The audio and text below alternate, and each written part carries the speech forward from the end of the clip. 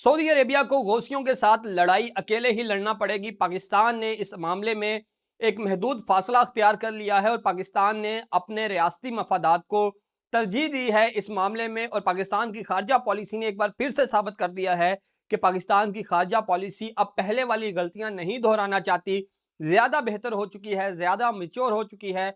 और पाकिस्तान ने इस जंग से खुद को कैसे अलहदा किया है उस पर तफसील से बात करेंगे। पाकिस्तान के वजीर आजम ने अहम तरीन स्टेटमेंट जारी की और पाकिस्तानी वजीर आजम की स्टेटमेंट और डोनाल्ड ट्रंप ने जो बाबुल मंदब के हवाले से स्टेटमेंट जारी की, उस स्टेटमेंट में क्या फ़र्क है, अल्फाज के चुनाव में क्या एहतियात बरती गई है पाकिस्तान की जानब से, और ट्रंप ने जो स्टेटमेंट दी है वो कैसे सऊदी अरेबिया के लिए पाकिस्तानियों से ज़्यादा अहम है, इस पर बात करेंगे। इसके साथ साथ मुत्तहिदा अरब अमारात और सऊदी अरेबिया, पाकिस्तान ने जब सऊदी अरेबिया के साथ डिफेंस पैक्ट किया तो मुत्तहिदा अरब अमारात पाकिस्तान से नाराज हो गया और फिर यमन में जब एसटीसी का सफाया करके हुकूमती जो हमायत याफ्ता इत्तेहाद था उसको जब यमन की गवर्नमेंट देगी, पाकिस्तान की जानब से मदद की गई सारे मामले में, तो भी मुत्तहिदा अरब अमारात पाकिस्तान से नाराज हुआ और पाकिस्तान से इस कदर नाराज हुआ कि उसने जो पैसे पाकिस्तान के बैंकों में रखे हुए थे वो पैसे भी पाकिस्तान से वापस मांग लिए। लेकिन अब वही मुत्तहिदा अरब अमारात और सऊदी अरेबिया यकजान हो चुके हैं, एक पेज पर आ चुके हैं। और मामला क्या है, जाती मफादात अब एक हो चुके हैं। बाबुल मंदब को लेकर सऊदी अरेबिया और मुत्तहिदा अरब अमारात एक पेज पर आ चुके हैं। दोनों साइड्स के हुक्मरान एक साथ तस्वीर बना बनाकर शेयर कर रहे हैं, जिससे पता चलता है रियासतों के ताल्लुकात मजहबी या सकाफती बुनियादों पर नहीं बल्कि जाती मफादात पर मुनहसर होते हैं। और पाकिस्तान भी सारे मामले में अपने जाती मफादात को सबसे पहले रख रहा है। पाकिस्तान का जो सऊदीया का डिफेंस डील हुआ था, पाकिस्तान उस पर अमल दरामद नहीं कर रहा, क्या ये वजह है या सऊदी अरेबिया ने पाकिस्तान के साथ कोई धोखा किया है?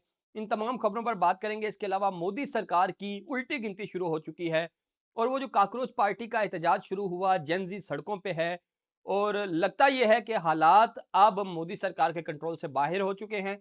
दीगर रियासतों से लोग शामिल हो चुके हैं, मुख्तलिफ मकतबा फ़िक्र के लोग शामिल हो चुके हैं।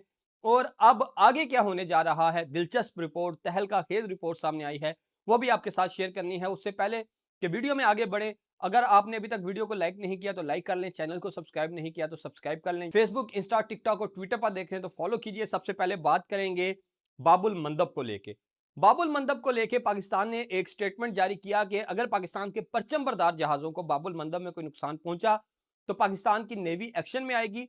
और पाकिस्तान की नेवी ने इस जंग से, जो जंग अबनाए हुरमज़ में शुरू हुई और बहीरा अरब में, बहीरा ईरान में जो जंग शुरू हुई, इस जंग को लेकर पाकिस्तान ने ऑपरेशन महाफुजुल बहर शुरू किया था, जिसका मकसद ये था कि पाकिस्तानी तजारती जहाज़ों को तहफ़्फ़ुज़ फराहम करना है, जिसमें अब तक पाकिस्तान की नेवी मुकम्मल तौर पर कामयाब नजर आती है। अब पाकिस्तान की नेवी ने उस ऑपरेशन को बहीरा अरब तक, बाबुल मंदब तक और रेड सी तक एक्सपेंड करने का कहा है और कहा है कि अगर यहाँ भी पाकिस्तान के तजारती जहाज़ों को कोई नुकसान पहुंचा तो फिर पाकिस्तान की नेवी बिला किसी झिझक के ऑपरेशन करेगी और फिर उसका भरपूर जवाब दिया जाएगा। लेकिन पाकिस्तान ने अपनी स्टेटमेंट में यह वाजिया नहीं किया कि अगर यमनी या गौसी सऊदीया के जहाज़ों को निशाना बनाते हैं तो पाकिस्तान क्या करेगा। और आज जब रात को तकरीबन 2:30 पर सऊदी हुकूमत की जानब से यह तस्दीक की गई कि गौसियों ने उनके 2 ऑयल टैंकर्स को निशाना बनाया, इसके साथ साथ उन्होंने 10 ऑयल टैंकर्स को वापस मुड़ने पर मजबूर किया और 2 ऑयल टैंकर्स में जो अमला था वो महफूज रहा। तो उसके बाद से लगता ये था कि अब पाकिस्तान की नेवी हरकत में आएगी और वो जाके बाबुल मंदब को खुलवा देगी और सऊदी अरेबिया की भरपूर हमायत की जाएगी और साथ दिया जाएगा। तो ऐसा कुछ नहीं हुआ। सोशल मीडिया पर इस हवाले से खबरें तो वायरल हैं, लेकिन पाकिस्तान ने एक बड़ा मुहतात अंदाज में इस मामले को देखा और पाकिस्तान के वजीर आजम ने जो स्टेटमेंट दी उसमें कहा कि हम सोलिडेरिटी यानी कि इजहार यकजहती करते हैं सऊदीया के साथ और हम इसको कंडेम्ड करते हैं और पूरी पाकिस्तानी कौम सऊदी भाइयों के साथ खड़ी है।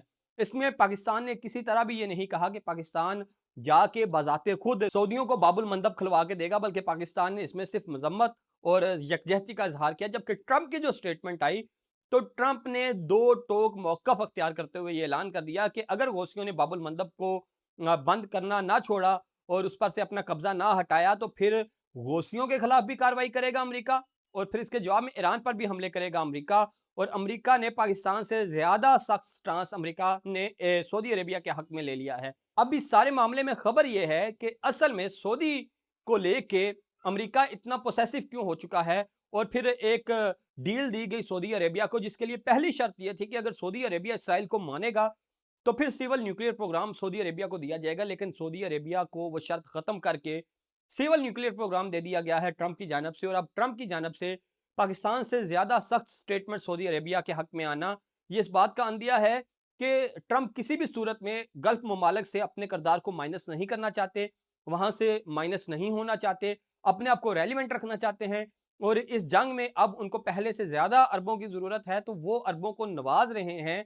जबकि सऊदीया पाकिस्तान के साथ जो दफाई मुआहदा किया, आपने देखा होगा पाक अफगान जब जंग शुरू हुई, अफगानिस्तान ने पाकिस्तान पर हमला किया, तो सऊदीया ने भी वही किया था जो पाकिस्तान अभी कर रहा है, कि यकजहती की थी और कंडेम किया था इस अटैक को। और सऊदीया ने कोई अपनी फौजें नहीं भेज दी थी कि वो जाके मगरबी बॉर्डर पर पाकिस्तान के साथ अफगानियों के खिलाफ लड़ें।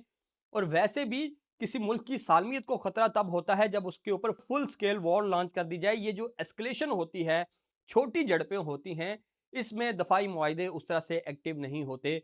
जिस तरह पाकिस्तान की एस्केलेशन इस वक्त अफगानिस्तान के साथ चल रही है, बिल्कुल वैसी ही एस्केलेशन इस वक्त सऊदी अरेबिया की यमनियों के साथ चल रही है। और यमनियों का और सऊदियों का जो आपस में लड़ाई है, वो दुबई की प्रॉक्सी और सऊदिया की प्रॉक्सी है, उसमें ईरान की प्रॉक्सी भी शामिल है। आप ये देखें कि अब जब बाबुल मंदब बंद हुआ, मुत्तहिदा अरब अमारात जिसकी प्रॉक्सी को मार मार के बंदर बना दिया था सऊदियों ने, और एसटीसी को वहां से मार भगाया था, अब वो दोनों मुमालिक एक हो चुके हैं। और बाबुल मंदब की बंदिश को लेके दोनों मुमालिक एक पेज पर हैं। वजह क्या है कि दुबई जब आबनाए हुर्मज बंद हुआ, तो वो पाइपलाइन के जरिए अपना तेल रेड सी तक पहुंचा रहा था, और वहां से उस तेल की तरसील रेड सी से बाबुल मंदब से होते हुए उसके जो क्लाइंट्स हैं उन तक पहुंच रही थी, कस्टमर तक पहुंच रही थी। लेकिन अगर अब अबनाए हुर्मज बंद, बाबुल मंदब बंद, तो फिर सऊदी अरेबिया और मुत्तहिदा अरब अमारात बुरी तरह से फंस जाएंगे, और उनका तेल फिर किसी जानब भी नहीं जा सकेगा, और उनकी आमदनी बुरी तरह से मुतासिर होगी। जब मफादात एक हुए, तो दोनों दुश्मन जो रात को दुश्मन सोए थे, सुबह उठे तो एक ही बिस्तर में एक दूसरे के साथ बगल गिर थे। और यही मामला पाकिस्तान के साथ है कि पाकिस्तान को भी अपने मफादात अजीज हैं। सऊदी अरेबिया से जब डिफेंस पैक्ट हुआ, तो उस डिफेंस पैक्ट के एवज सऊदी अरेबिया ने पाकिस्तान में जो इन्वेस्टमेंट करनी थी, अब तक वो इन्वेस्टमेंट पाकिस्तान में नहीं हुई। और इसके अलावा जो सऊदी अरेबिया ने दीगर प्रोमिस किए थे, उनमें भी अभी तक मुकम्मल तौर पर अमल दरामद नहीं हुआ। और पाकिस्तान भी ये चाहता है कि वो इस जंग में सालस के किरदार पर ही रहे, ना कि कोई फ्रीक बन जाए और फिर जो उसके पास सालस का किरदार है वो ख़त्म हो जाए। पाकिस्तान की अब भी कोशिश है कि गौसियों के दरमियान और सऊदियों के दरमियान कोई एक ऐसा रास्ता निकाल लिया जाए कि दोनों की सुलह हो जाए। लेकिन अब देखना यह है कि ये मामला किस तरफ जाता है। और पाकिस्तान अब तक इस मामले में एक बार फिर खुद को साइडलाइन करने में कामयाब हुआ है, और पाकिस्तान बड़ी एक धोधारी तलवार पर चल रहा है, जिसके एक जानब भी गहरी खाई है और दूसरी जानब भी गहरी खाई है। लेकिन देखना यह है कि पाकिस्तान खारजा महाज पर किस तरह से इस मामले को मजीद आगे लेके चलता है। इसके अलावा खबर है भारत से मोदी सरकार की बुनियादें हिला दी गई हैं, और बुनियादें ऐसी हिलाई गई हैं कि जेनजी सड़कों पर है। वो जेनजी जिसने भारत के साथ श्रीलंका में इनकलाब लाया, वो जेनजी जिसने नेपाल में इनकलाब लाया, अब वो जेनजी इनकलाब जो है वो भारत में घुस चुका है। और वो इतना तगड़ा हो चुका है कि अब भारतीय सरकार को समझ नहीं आ रही कि इसको कैसे काबू किया जाए। अगर उनका मुतालबा तस्लीम करते हैं तो फिर उनका कॉन्फिडेंस बढ़ जाएगा, और वो मजीद नए मुतालबात के साथ सड़कों पे आ जाएंगे। और अगर मुतालबात तस्लीम नहीं करते तो फिर उनको हटाना नामुमकिन हो चुका है। दीगर जो रियासतें हैं वहाँ से जो आला हुकाम हैं और दीगर जमातें हैं, वो काकरोच जनता पार्टी के एहतजाज में शरीक हो रही हैं। तमाम मकातबे फ़िक्र से लोग इस एहतजाज में शरीक हो रहे हैं। पूरा का पूरा जो बॉलीवुड है वो इस एहतजाज में शरीक हो चुका है, और इस वक्त मामला मोदी सरकार के हाथों से निकलता हुआ नजर आ रहा है। और लगता यह है कि अब भारत में हुकूमत की तब्दीली का वक्त आ चुका है। ये थी अब तक की तफसीलात। वीडियो अच्छी लगी तो कमेंट बॉक्स में अपनी राय से आगाह करें। यूट्यूब पर देख रहे हैं तो सब्सक्राइब करें, फेसबुक, इंस्टा, टिकटॉक और ट्विटर पर देखें तो फॉलो कीजिए। मुझे इजाज़त दीजिए। अल्लाह हाफ़िज़।